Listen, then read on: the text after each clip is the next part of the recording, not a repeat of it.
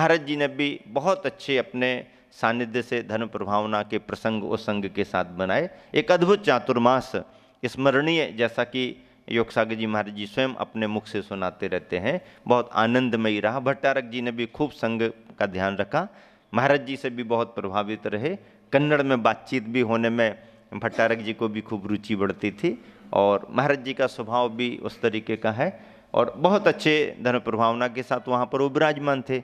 यहाँ रामटेक जी में महावीर भैया का चौका लग रहा था। सभी महाराज जी के आहार तो हो ही रहे थे।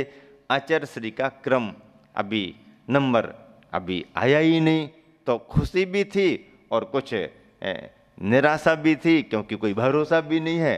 और अक्सर करके मैंने देखा है कि किसी नए चौके में, किसी विशेष चौके में आचार्य श्री का जब तक आहार नहीं होता, समय सागर जी महाराज जी का भी क्योंकि वहाँ हरी झंडी मिलती है तो पहले मिले तो ऊपर से, पर बाद में देखेंगे। अक्सर करके ऐसा संग में देखा, तो अब आचार्य श्री का नहीं हो रहा तो समय सागर जी का भी नहीं समय सागर जी भी नहीं।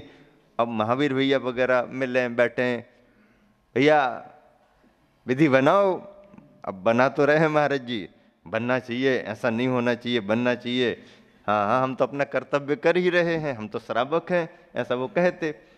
और समाज भी अच्छी परिचित हो गई थी, वो भी प्रवचनों का लाभ लेते थे। हम लोगों के मन में भी था कि भैया क्या आहार होना ही चाहिए, होना ही चाहिए। अब लेकिन आचार्य श्री से कौन कहे, चर्चा कौन शुरू करे। शाम को हम लोग वैयावृत्ति के लिए थोड़ा सा 10-20 मिनट बैठते थे, और शाम को फ्री मूड, कोई भी देश काल की परिस्थितियों की, संघ की, समाज की चर्चाएं आचार्य श्री भी पसंद करते थे। और उतना ही समय हम लोगों को ऐसा रहता था कि वैयावृत्ति तो एक माध्यम रहती थी, विचारों का आदान प्रदान, गुरुवर के अनुभव या कोई भी चर्चा हो जाती थी। और वो संघ को ही उतना समय, कई बार श्रावकों को मिलता भी था बैठने को, कई बार मिलता भी नहीं था। संघ में ब्रह्मचारी महाराज वगैरह रहते थे। तो हम लोगों ने आपस में ऐसी सेटिंग की कि इस चर्चा को आचार्य श्री के पास शाम को निकालनी है, कि महावीर भैया के यहाँ चौका लग रहा है, निकालनी है। अब 2-3 महाराज जियों ने सेटिंग की कि आज तो चर्चा रखनी है, लेकिन चर्चा रखें किस रूप में, कहाँ से शुरू करें। तो ऐसा करते करते प्लान बना, और वैयावृत्ति करते करते यहाँ वहाँ की चर्चाएं जैसे आचार्य श्री के अनुभवों की होती रहीं।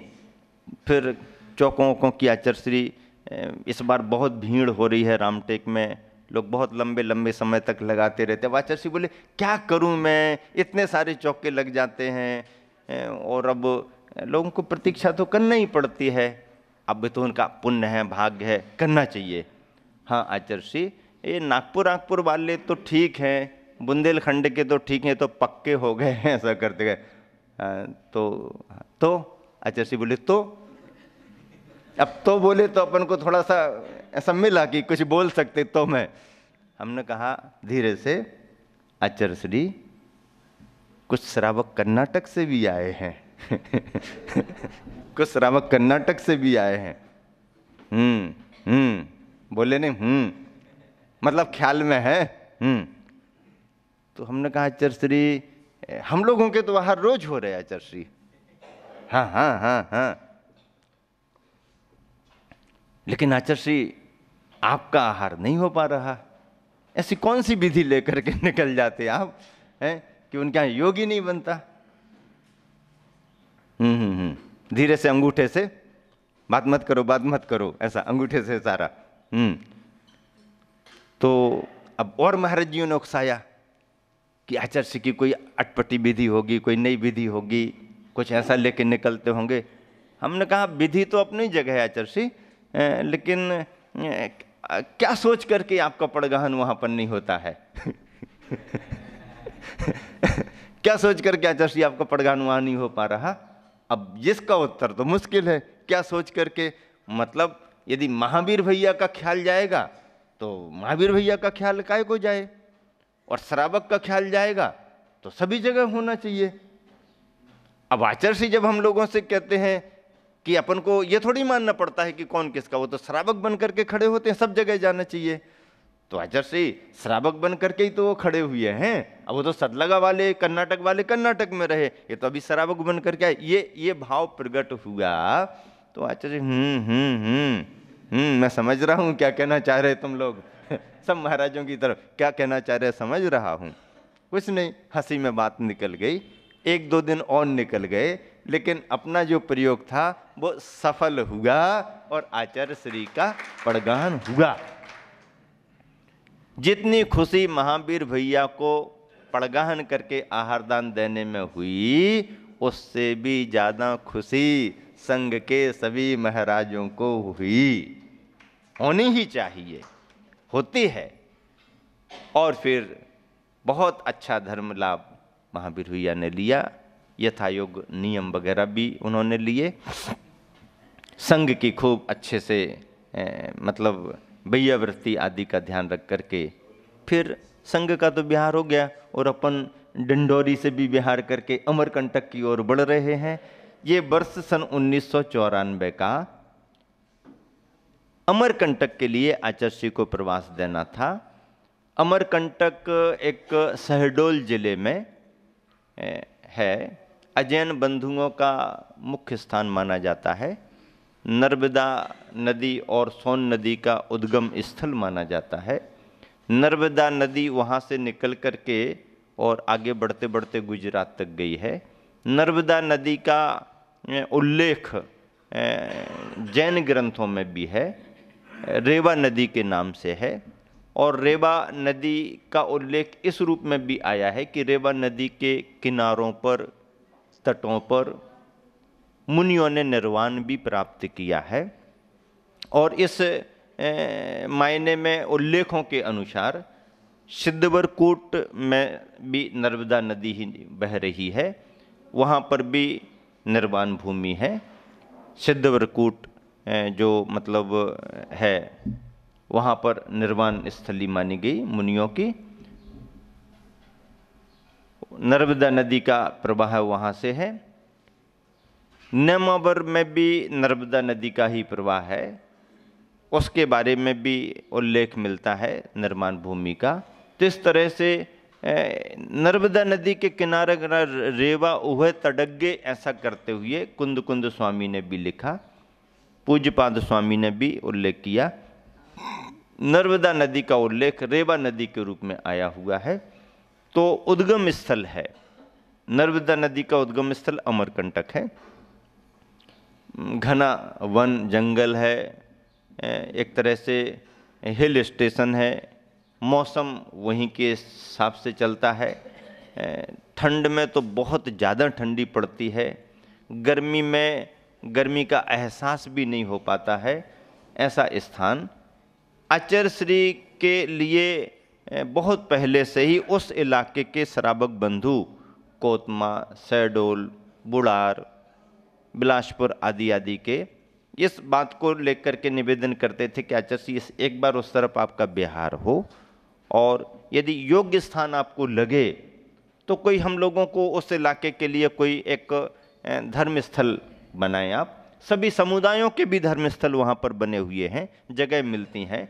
और जैन स्थान भी यदि कोई बने तो हम लोगों का एक केंद्र सेंटर बनेगा प्रभावना का। ऐसा निवेदन समाज का बहुत वर्षों से था। जिस समय सम्मेद शिखर जी की वंदना को आचार्य श्री सन 1982 दिसंबर के महीने में विहार कर रहे थे वहाँ पर, तब भी लोगों ने बहुत आग्रह किया। उस समय नहीं था तो टाल दिया, बाद में देखेंगे, ऐसा करके आगे बढ़े थे। इस वर्ष योग बना, आचार्य श्री का प्रवेश अमरकंटक में 15 जनवरी को हुआ। अब ठंडा स्थान, हिल स्टेशन, और 15 जनवरी को प्रवेश हो रहा। अब जनवरी का महीना तो बहुत ठंडा, हम लोगों को समझ में ही नहीं आ रहा कि आचार्य श्री सर्दियों में कहाँ विहार करके जा रहे, लेकिन अंदाज लग गया कि अमरकंटक। तो अमरकंटक के नाम पर रुचि तो थी, लेकिन जब अमरकंटक में जाकर के मौसम देखा तो महाराज जियों की इच्छा ही नहीं हो रही थी रुकने की, इतनी सर्दी। पहली रात की स्थिति ये थी कि बाबूलाल जी दुर्ग वाले, जयश्री आयल मिल वाले जो आए हुए थे, उनकी गाड़ी बाहर खड़ी थी रात में खुले में। तो जब सुबह वो आचार्य भक्ति में अंदर आए तो आचार्य श्री को उन्होंने कहा कि आचार्य श्री, मैंने बाहर जाके देखा मेरी गाड़ी पर 1 इंच की लेयर बर्फ की जम चुकी है। इतना बर्फ रात में मौसम ठंडा होने से गिरता रहा, जमता रहा। गाड़ी पर उन्होंने कहा कि ऐसा बर्फ की लेयर आ गई, इतनी ठंडी रात में थी। तो आचार्य श्री ने भी कहा कि हाँ, सर्दी का एहसास हुआ तो है सर्दी का एहसास हुआ तो है। जिस समय प्रवेश कर रहे थे उस समय जितने वहाँ के मठ मंदिरों के बाबा आदि थे वो भी जिज्ञासा भाव से देखने को आए हुए थे। और ऐसी सर्दी में जब ठंडी हवा चल रही, धूप का भी कोई डायरेक्ट असर नहीं होता है, दोपहर को मध्याह्न बेला में प्रवेश कर रहे थे। और ऐसा देख देख के वो बहुत आश्चर्य करते थे कि भाई ये कैसे कैसे क्या करते होंगे। पर उनको ये अंदाज रहा कि चलो ये ऐसे रहते हैं तो ठीक है, लेकिन रात रात में अग्नि वगैरह जला करके ताप लेते होंगे, ऊष्मा लेते होंगे, या कुछ और गृहस्थ प्रबंध करते होंगे, या कभी रात रात में कुछ ओढ़ लेते होंगे आदि आदि। ऐसा कुछ उनके मन में जिज्ञासा भाव तो रहते ही हैं, या संदेह भाव भी रहते हैं, क्योंकि उनको पूरी चर्या तो मालूम नहीं। तो यह सब होते हुए उनके मन में कई तरह की जिज्ञासाएं आईं और समाज बंधुओं से उन्होंने बात भी करी। हम भी गुरु जी से मिलना चाहते हैं, हम भी ऐसा करना चाहते, वैसा करना चाहते हैं। ठीक है, आचार्य श्री को जानकारी मिली तो आचार्य श्री ने कहा किसी को मना नहीं करना, अपनी सुविधा और समय के अनुसार कोई आना चाहे तो आने दो, क्या दिक्कत है। ऐसा करके वहाँ के जो बहुत वर्षों पुराने पुराने साधु महंत, वो भी धीरे धीरे करके कभी प्रवचन सभा के रूप में, कभी कुछ, कमेटी वाले भी उनसे संपर्क कर लेते, वो कमेटी को सूचना दे देते और वो आते थे। पहला प्रवचन जो आचार्य श्री का हुआ तो बड़ा प्रेरक इस मायने में रहा।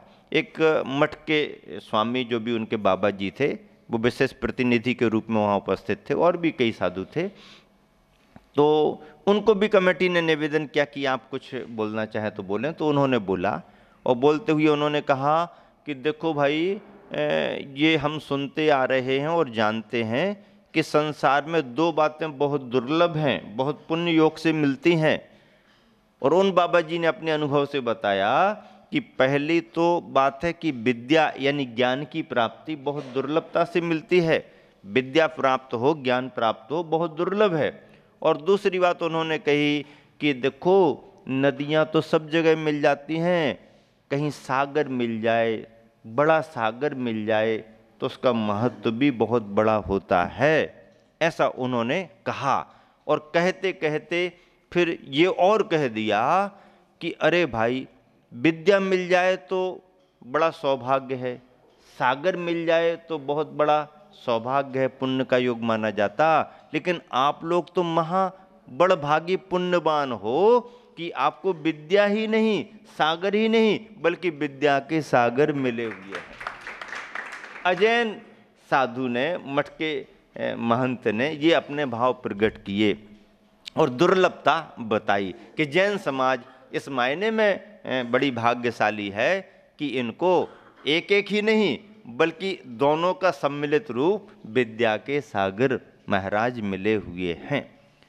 उन्होंने अपना उद्बोधन तो दे दिया और उन्होंने ये भी कहा कि आज मेरा ये पहला अवसर है जब मैं ऐसे निर्ग्रंथ किसी मुनि के निकट आया हूँ। पहली बार मैंने देखा है, सुना तो बहुत था कि ऐसे जैन समाज में मुनि होते हैं, पर मेरा ये आमना सामना या पहली बार मेरा ये दर्शन लाभ हुआ, ऐसा उन्होंने भाव प्रकट किया। आचार्य श्री के प्रवचन का जब समय आया तो आचार्य श्री ने कहा कि यहाँ के स्थानीय साधक अतिथि महोदय ने ऐसा ऐसा कहा। उन्होंने दुर्लभताओं में विद्या को भी बताया, सागर को भी बताया, लेकिन मेरे ख्याल से इससे भी हटकर के मेरी नज़र में 2 बातें और ज़्यादा दुर्लभ हैं। अब उस बात को एक तरफ रख दिया, मेरी ये इनकी नज़र में होगा, मेरी नज़र में 2 बातें और ज़्यादा दुर्लभ हैं। और वो 2 बातें ये हैं, पहली बात कि प्रभु का मिलना बहुत दुर्लभ है, और दूसरी बात गुरु का मिलना और भी ज़्यादा दुर्लभ है। मेरे ख्याल में संसार में सबसे ज़्यादा दुर्लभ 2 बातें ये हैं, प्रभु और गुरु। क्योंकि प्रभु अदृश्य हैं और ऐसे अदृश्य प्रभु तक पहुंचने का मार्ग गुरु ही बताते हैं। इसलिए मेरे ख्याल में ये अत्यंत दुर्लभ दो बातें रहीं, प्रभु और गुरु। ऐसा करके आचर्षि ने फिर अपना प्रवचन आगे बढ़ाया। बहुत ही प्रेरक प्रवचन आचर्षि का रहा।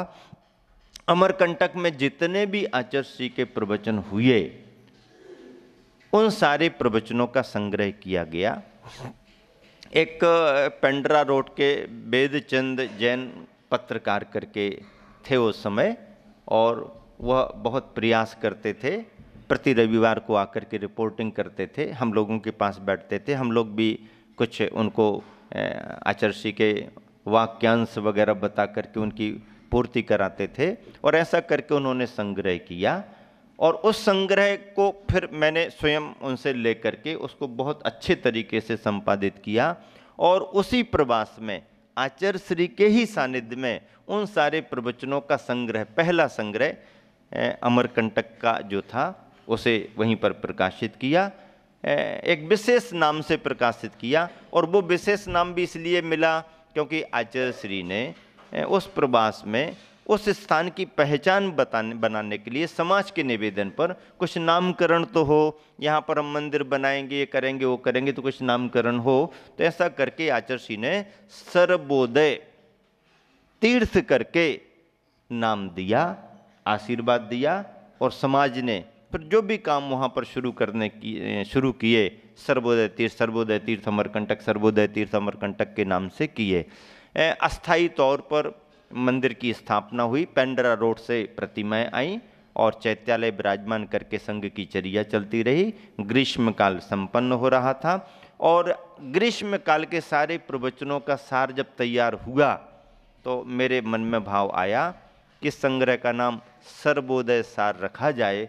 तो सर्वोदय सार के नाम से पुस्तक आज भी उपलब्ध है, बड़े संग्रहों में अमरकंटक के प्रवचनों के नाम पर, और स्वतंत्र किताब में सर्वोदय सार के नाम पर उपलब्ध होती है। बहुत छोटे छोटे रूप में सारांश संग्रहित है उसमें।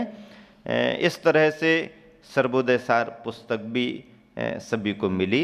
उस प्रवास में विशेष रूप से जो कार्यकर्ता बहुत लंबे समय से लगे रहे, उदयचंद जी कोतमा वाले काफ़ी वर्षों से, समझ लीजिए 76-77 से ही आचर्षि के संघ सानिध्य का लाभ ले रहे थे। उनकी भावना अमरकंटक को लेकर के बहुत थी। उदयचंद जी कोतमा वाले, निर्मल कुमार जी बूढ़ार वाले, बाबूलाल जी जयश्री आयल मिल दुर्ग वाले, प्रमोद जी कोयला वाले, जो कोयला वाला परिवार बिलासपुर में रहता है, महेंद्र जी चावल वाले जबलपुर, और एक नेमीचंद जी करके एक बहुत अच्छे मंच संचालक थे अकलतरा वाले। ऐसा करके इनका ग्रुप था, और इन सब की ही संयोजना में अमरकंटक के सारे कार्य उस समय आगे बढ़े।